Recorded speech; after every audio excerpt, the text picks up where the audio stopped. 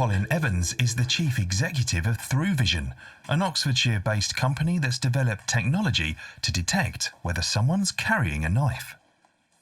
Weapons concealed in clothing is a problem all around the world. The technology was originally designed to detect suicide bomb vests hidden under clothing at checkpoints, other mass casualty weapons such as an assault rifle, also items such as handguns, firearms, knives, even bottles of acid that could be used to injure somebody. The cameras use thermal imaging to pick up body heat and to detect items concealed under clothing. This is the camera here. Colin demonstrates how the thermal imaging camera works. What we see on screen is my colleague Mark, who is in CCTV on the right-hand side. And what we can see on the left-hand side is Mark's body heat. We call it the green ghost. And in this instance, Mark has got nothing concealed in his clothing. With nothing in his pocket, Mark's body heat shows as a solid green shape. But if he conceals a replica firearm under his clothing, it shows up.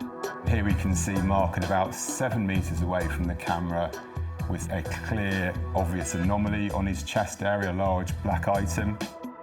The replica weapon blocks Mark's body heat. It appears as a black shape against the green shape of his body.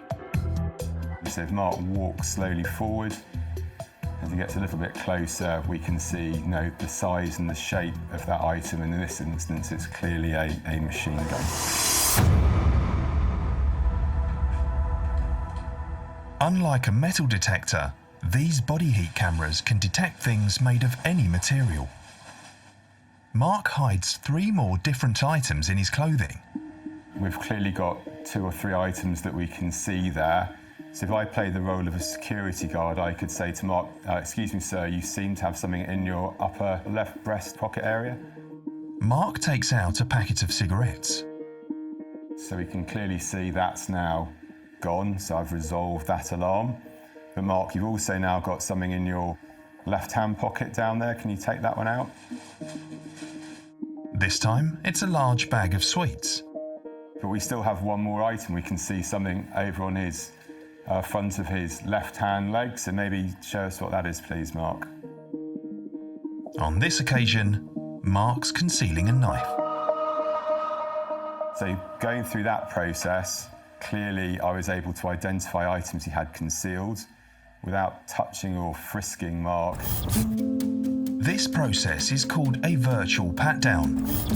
It allows a police officer or security guard to check whether someone is carrying a knife, but from a safe distance. Clearly that is a more respectful way of dealing with an individual, but there's also a safety aspect to it in that somebody performing the search doesn't have to go close to the person just in case they're carrying a weapon of some description. Unlike airport scanners, this technology can check large numbers of people quickly, from up to 10 meters away.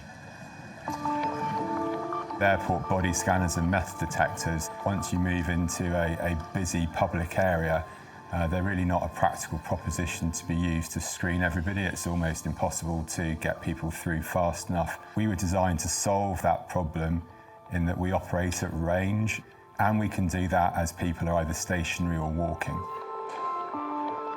This technology is already in use in a range of public spaces. We are trying to do a better job of looking after people as they're out and about in their everyday lives. Stadiums, conference venues, subway systems, airports, border crossing points, so quite a range of environments that we're effective in. The cameras can scan up to 2,000 people an hour. They've been introduced as a counter-terrorism measure on the Los Angeles Metro. We've got a number of flagship customers all around the world. A key one for us is Los Angeles Metro, where we were introduced a couple of years ago as a specific counter-terrorism measure. And there, our equipment is used on battery-powered buggies, allowing it to be randomly deployed around the network, helping keep the citizens of Los Angeles safe. Colin says the cameras have already had an impact there. Over the last 5 years, they've reduced crime on the metro system by 17%. and most recently Thruvision is one of the key technologies that's helped them achieve that result.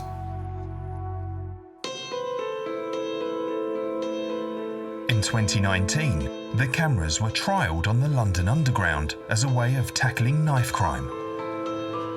The beauty of this technology is it may actually negate a need for a search. So if there is an indication and officers then conduct, some simple Q&As with a member of the public, they may actually negate a need for a search because there may be an innocent explanation. We want broad public support, but absolutely, yeah, it's a deterrent. We want to make it a hostile environment. These cutting-edge cameras designed by British scientists are already being exported all over the world. In future, they could be helping police here in the UK. We work closely with law enforcement organisations in that particular area. Here in the UK, knife crime is a big challenge, and we are proud to be working with the right authorities looking at how our technology can be used to help with that.